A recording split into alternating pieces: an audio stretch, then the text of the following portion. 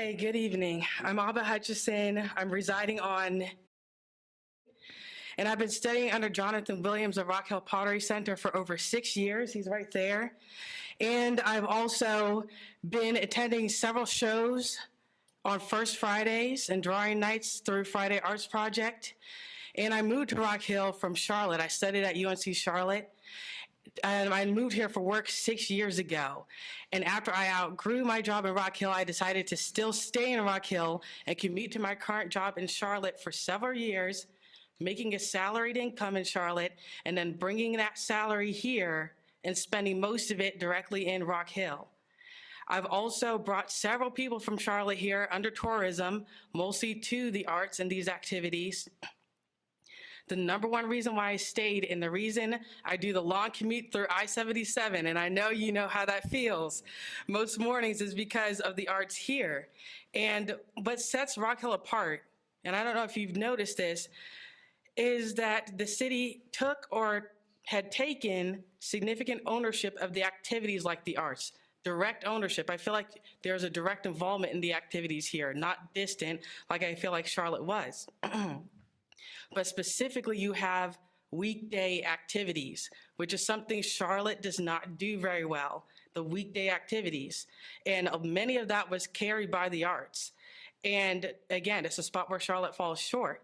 So with the announcement of the Gettys sale, I've already been scheduling myself for looking at housing, and I already have a housing tour lined up this week back in North Carolina, because why stay? Even if the artists here and friends and everyone is still here, doesn't mean I'm never going to come back here. Of course I will, but they might be more spread out through this. And although I won't be a stranger, of course, there's no reason for me to have to actually reside in this area. You know, I said I'm.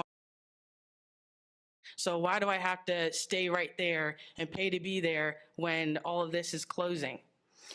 I know that this is not a unique decision or thought, and it's probably crossed the mind of several people in this room thinking of where they might want to move or go, especially the Winthrop students that I'm thinking of. What is keeping them here? So aside from just talking about myself and my own experience, I feel every artist and student, I feel for all of them, the artists, the students, the citizens that are affected by this sale. And what I ask is that you look into every building that you own, every building that the city owns or has control of, and help finance or at least share a list of spaces for rent, prioritizing every artist displaced by this sale.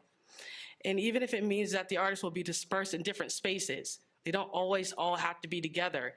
Think a bit more creatively there. And I ask that you open a dialogue for a solution or support any fundraising needed for a transition. And if you can't do any of that, challenge yourselves to think about what you can do, because I know there has to be something that you can do. That's why you're here, right?